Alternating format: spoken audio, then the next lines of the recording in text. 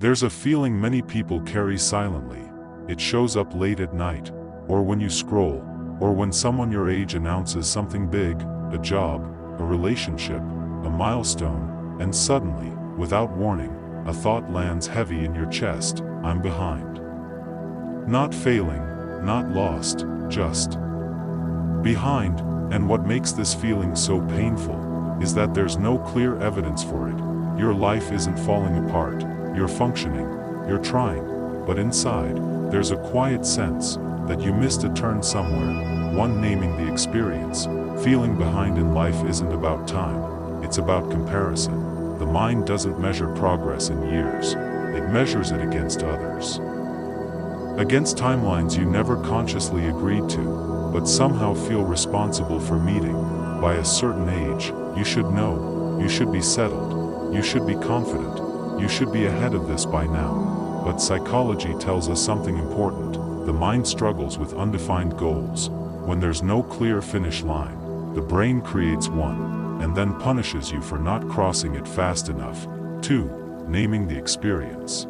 Feeling behind in life isn't about time, it's about comparison. The mind doesn't measure progress in years, it measures it against others, against timelines you never consciously agreed to, but somehow feel responsible for meeting.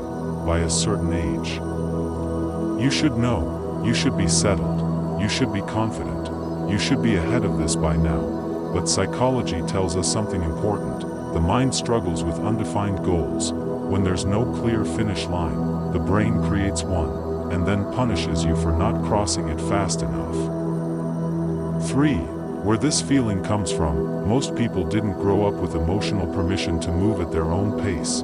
Achievement was praised, delay was questioned, rest was confused with laziness, so progress became tied to worth. If you were advancing, you mattered. If you were pausing, something must be wrong. That belief doesn't disappear when you grow up. It matures. It turns into quiet pressure, internal deadlines, invisible clocks ticking in the background of your mind. So even when you're learning, healing, rebuilding, it doesn't feel like progress, because it doesn't look impressive from the outside. 4. The comparison trap. Social comparison rewires perception. You don't see people's confusion, you see their outcomes. You don't see the years they felt lost, you see the moment they arrived. So your mind makes an unfair comparison, your inside versus their highlight, and that gap creates shame. Not loud shame, quiet shame, the kind that whispers, you should be further by now. And once that thought settles in, everything becomes evidence. A slow day feels like proof, uncertainty feels like failure, rest feels undeserved.